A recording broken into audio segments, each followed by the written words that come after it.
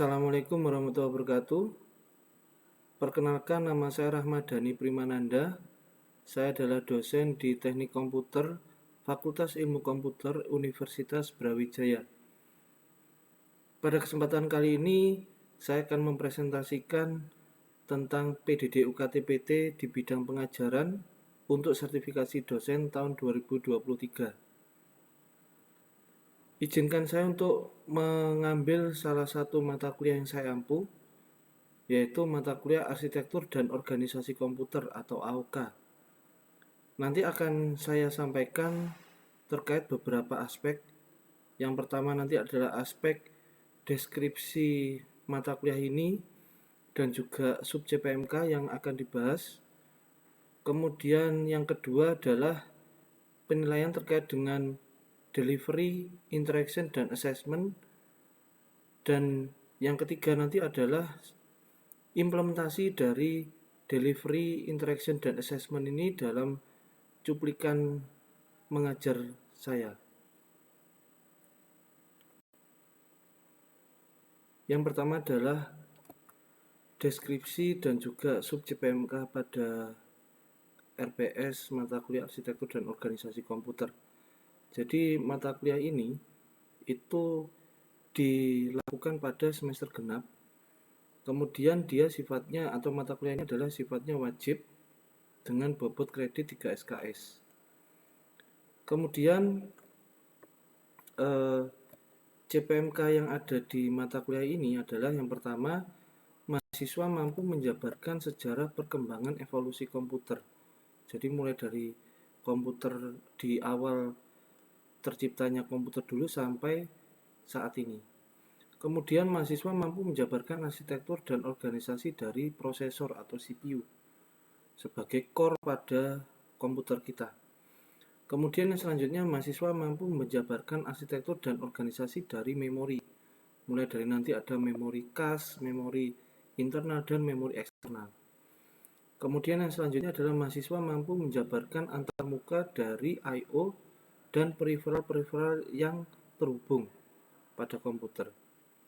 Kemudian mahasiswa mampu menjabarkan komponen sistem digital yang ada pada komputer, termasuk nanti juga kaitannya dengan dukungan sistem operasi. Selanjutnya lagi adalah mahasiswa mampu menjabarkan operasi logika dan aritmatika. Ini nanti adalah yang biasanya kita gunakan pada aritmatika komputer dengan bilangan-bilangannya. Kemudian yang selanjutnya adalah mahasiswa mampu menjabarkan instruction set arsitektur, di mana instruction set arsitektur ini akan dibagi menjadi dua aspek. Aspek yang pertama adalah aspek karakteristiknya dan fungsinya, serta yang kedua adalah aspek mode pengalamatan dan formatnya. Setelah itu, mahasiswa mampu menjabarkan arsitektur multicore, dan yang terakhir adalah arsitektur sistem terdistribusi, termasuk yang paralel pada komputer.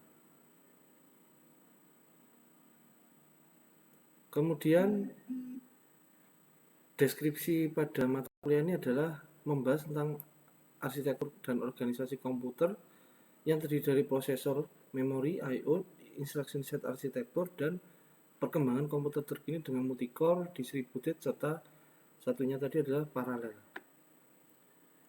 Kemudian untuk bahan kajiannya ini computer evolution, arsitektur organisasi prosesor, memori, dan yang sudah saya sampaikan di subjek PMK tadi. Serta pustakanya adalah dengan menggunakan pustaka utama yang nomor 1 ini adalah William Stalling dengan judul Computer Organization and Architecture Designing for Performance edisi ke-10 tahun 2016.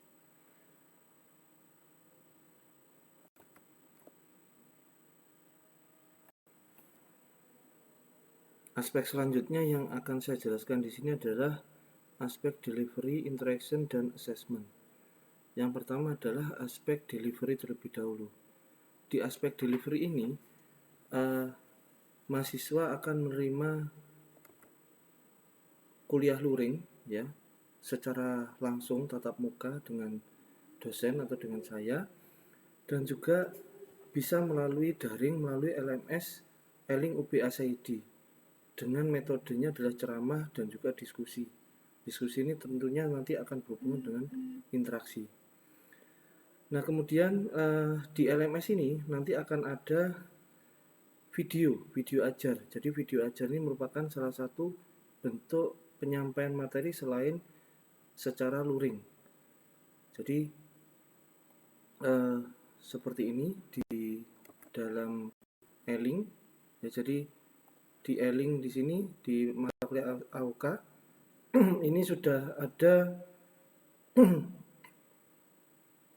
video ajar. Nah, ini slide, kemudian modul kuliah, video ajar, video kuliah. Jadi dengan adanya banyak resource ini diharapkan mahasiswa bisa lebih memahami. Karena kalau misalkan pakai video ketika dia tidak memahami atau belum memahami ketika di kelas atau ingin mengulang lagi pemahamannya, itu bisa mengulang materi melalui video ajar ini kapanpun, fleksibel. Kemudian yang selanjutnya adalah interaksi. Jadi interaksi di sini adalah tanya jawab, nantinya akan ada tanya jawab dan juga diskusi. Jadi setelah saya menyampaikan beberapa topik atau beberapa subtopik, akan saya berikan pertanyaan atau bahkan mereka yang bertanya kepada saya. Nah, itu adalah salah satu aspek interaksi. Termasuk juga nantinya dalam pemberian nilai tugas, itu merupakan salah satu aspek interaksi yang ada di link. Kemudian termasuk juga nanti ada metode interaksi untuk mengetahui pemahaman mahasiswa di akhir perkuliahan yang menggunakan aplikasi Plickr. Jadi Plickr ini nanti akan saya berikan kertas, kemudian saya scan. Nanti mahasiswa bisa berinteraksi dengan saya melalui handphone dari saya dan juga kertas yang dimiliki oleh mahasiswa. Kemudian aspek yang ketiga adalah aspek penilaian. Jadi di aspek penilaian ini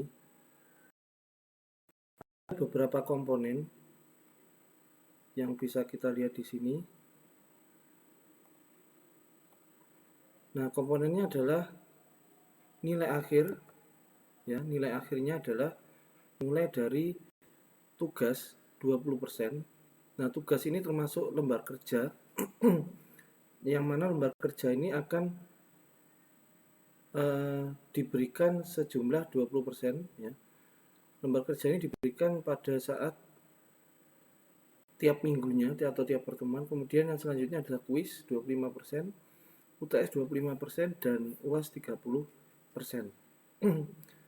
Metode asesmen yang lainnya seperti tadi juga untuk mengetahui pemahaman saya gunakan Plickr, aplikasi Plickr. Jadi semacam tes formatif, ya. Nah, di lembar kerja sendiri,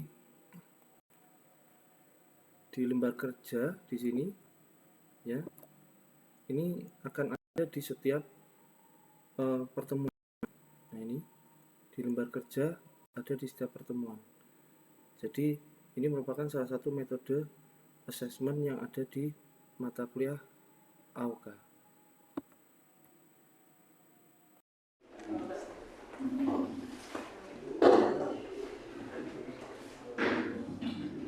Oke, assalamualaikum warahmatullahi wabarakatuh.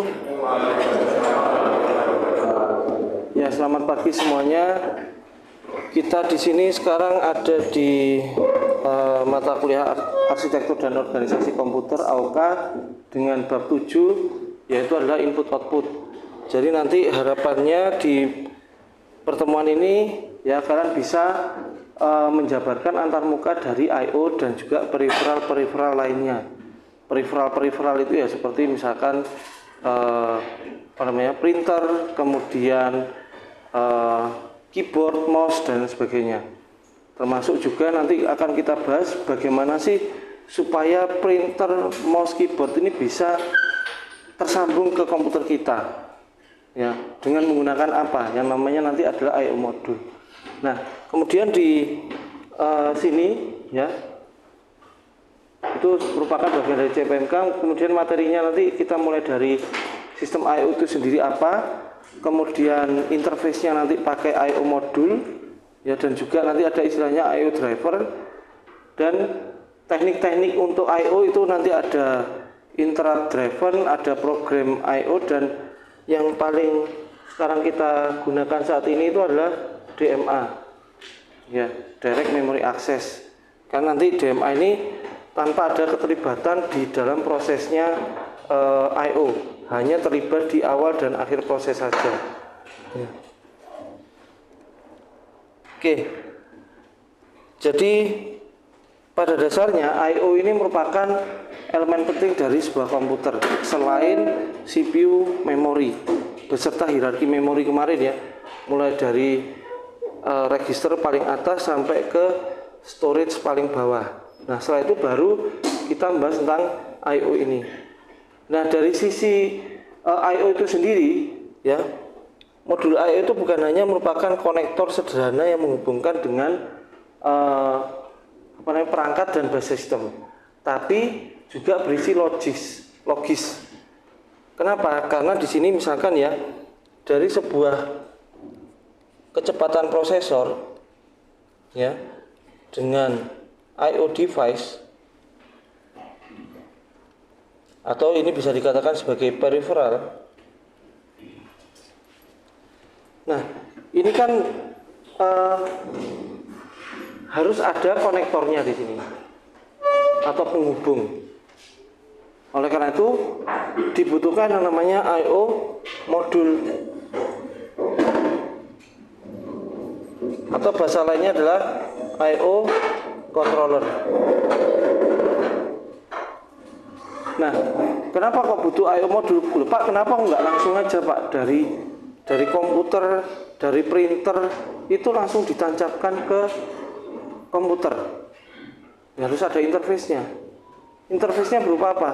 Misalkan nih port, ya, ada port USB, ada port VGA, port serial, port paralel, kemudian apalagi USB sudah, VGA, dan port yang tidak dijalankan di sini misalkan kayak Type C, mini display, ya, jack 3,5 dan lain sebagainya, itu merupakan port.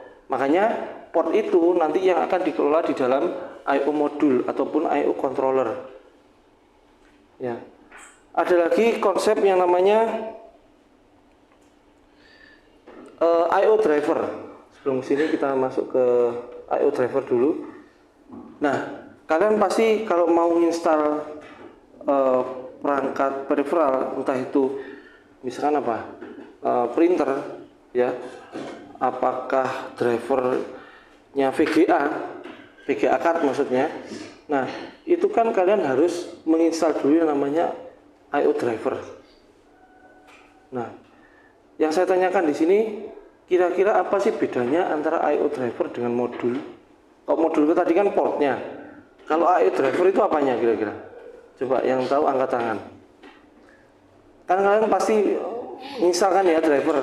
Oh, drivernya printer Epson nih. Oh, drivernya VGA card saya yaitu Nvidia GTX misalkan. Kan harus diinstal dulu.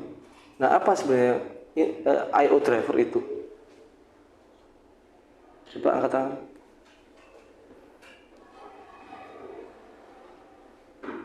Oke. I/O driver mungkin menurut saya sebuah program yang mengontrol sebuah input yang kita bawa ke device itu. Program. Kalau program, ngomong program berarti kata lain program apa? Software, oke, correct. Software. Jadi ini Mas siapa tadi? Kenji. Ya, jadi I/O driver itu adalah komponen software sebagai perantara antara OS. Ya, tadi yang kurang sedikit adalah OS-nya. Jadi OS dengan I/O modul tadi, yang nanti sebagai penghubung ke peripheral device-nya. Jadi harus diinstal. Oleh karena itu program ini atau software ini harus ada dulu. Nanti diidentifikasi oleh I/O port atau I/O modul tadi. Ya begitu Mas Kevin, terima kasih. Mas Kenji ya. Oke, sebelum saya lanjutkan silakan jika ada yang mau ditanyakan.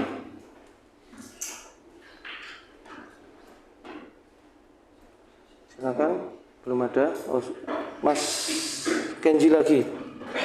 Mas Kenji.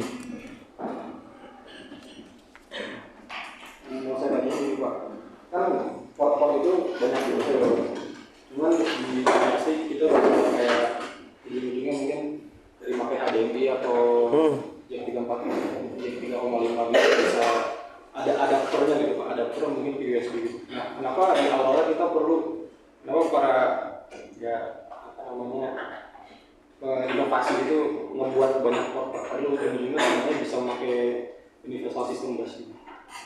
Oh, oke. Jadi kenapa kok ujung-ujungnya pakai USB gitu ya? Ya. Bisa bisa pakai satu sumber pot, tapi ada banyak jenis. Nah, gini, seperti di awal tadi, USB itu kan juga punya kecepatan ya, kecepatan masing-masing. Terus katakanlah HDMI itu kan juga punya kecepatan.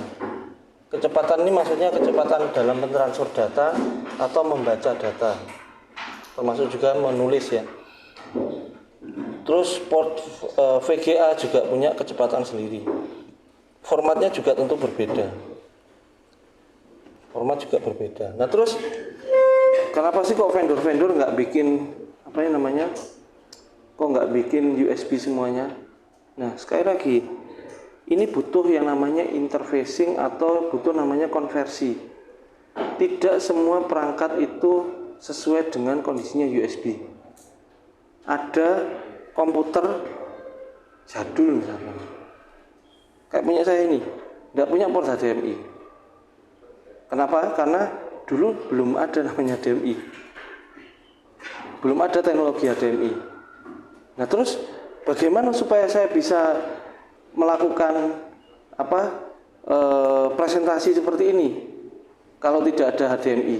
Ya saya butuh yang namanya konverter seperti ini. Ya, dari formatnya udah berbeda dan dari kebutuhan masa lalu dengan masa sekarang. Karena saya masih pakai ini, performance-nya laptop saya masih bagus, tapi sayangnya tidak ada modul I/O untuk HDMI. Jadi kebutuhan ya, tergantung kebutuhan. Sama itu tadi, ada kalanya pengguna itu butuh yang namanya kecepatan yang tinggi. Tapi ada kalanya pengguna yang butuh hanya kecepatan rendah ya, tinggal dikonversi aja pakai apa USB. Makanya kenapa ya universal system bus semuanya bisa. Makanya dikonversi nanti bisa ke USB. Cuma itu tadi alasannya. Karena dari sisi konteks kebutuhan dan juga dari sisi kebutuhan di masa lalu dan sekarang itu berbeda. Kebutuhan yang harus disesuaikan dengan masa lampau. Seperti saya ini juga sama kan, nggak bisa saya nggak pakai HDMI, nggak ada. Ya caranya dikonversi, pakai pakai konverternya VGA to HDMI.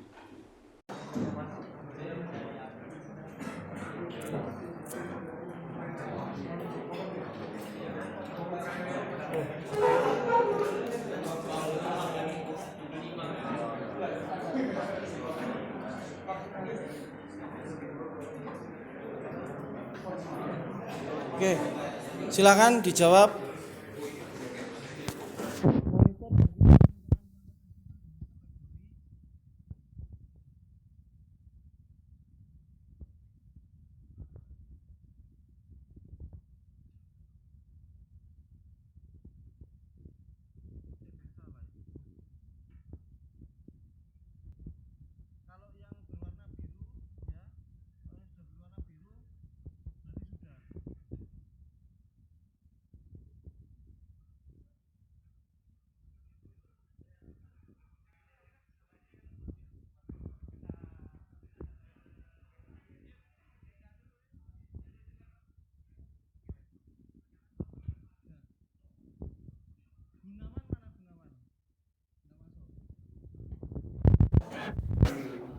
Oke, kita lihat jawabannya. Oh, grafiknya dulu aja. Sudah banyak yang baca ini? Belum. Nah, oke. Oke ya. Selanjutnya,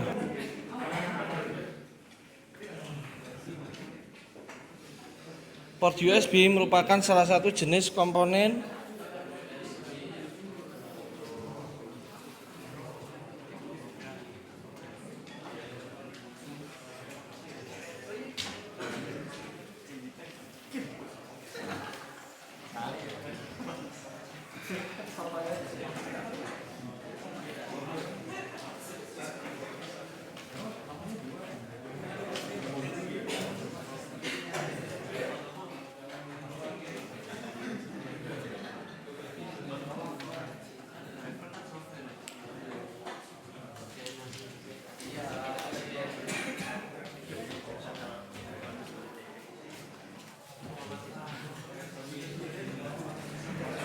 kurang 2 orang. Satu lagi.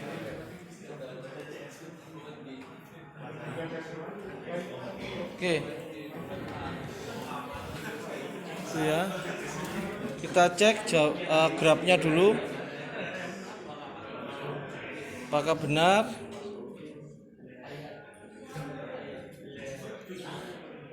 Oke ya. Sudah banyak yang benar. Oke, sekarang kita lanjut lagi ke soal selanjutnya.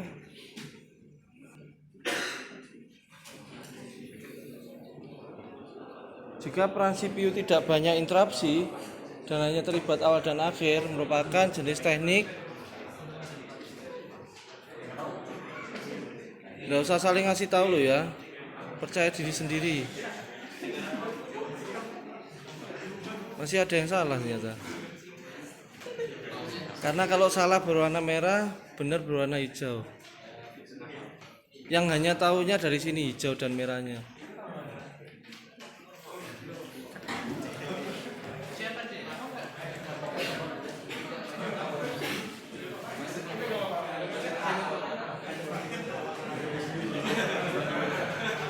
Oke.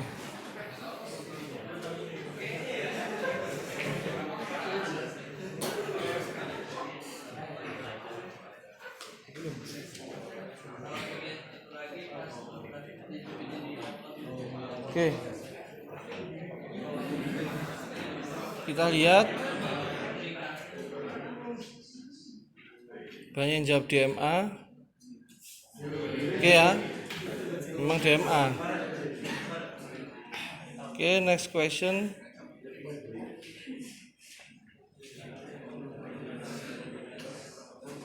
Nah, perintah I/O untuk mengambil data dari bus dan mentransferkannya ke peripheral.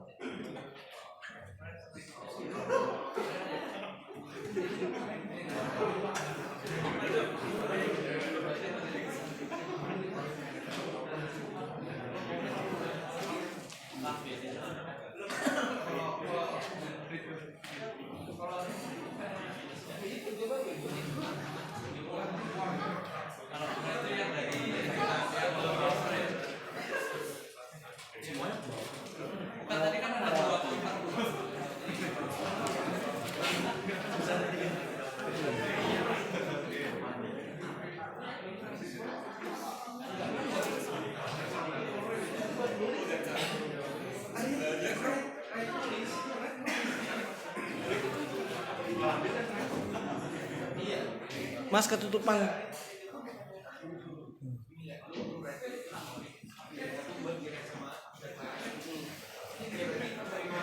Banyak yang salah.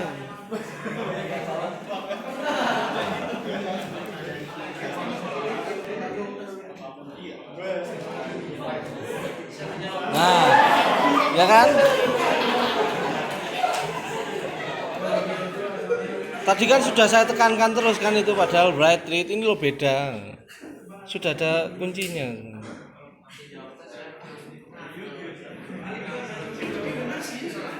Pertanyaan terakhir. Salah satu teknik interrupt pada I/O dengan memanfaatkan penggunaan hardware POL.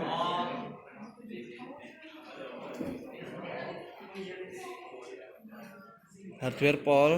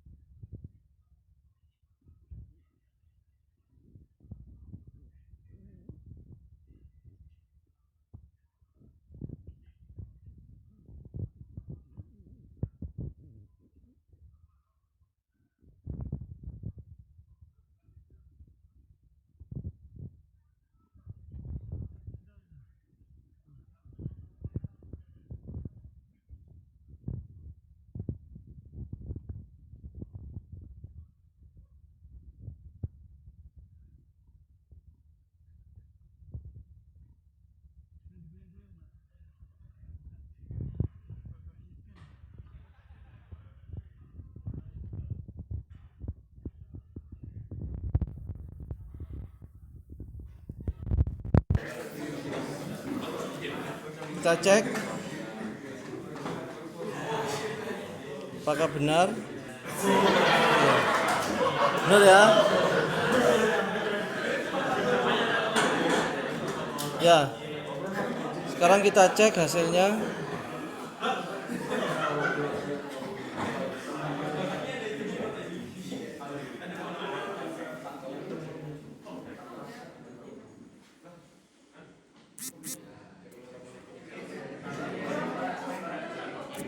Sorry.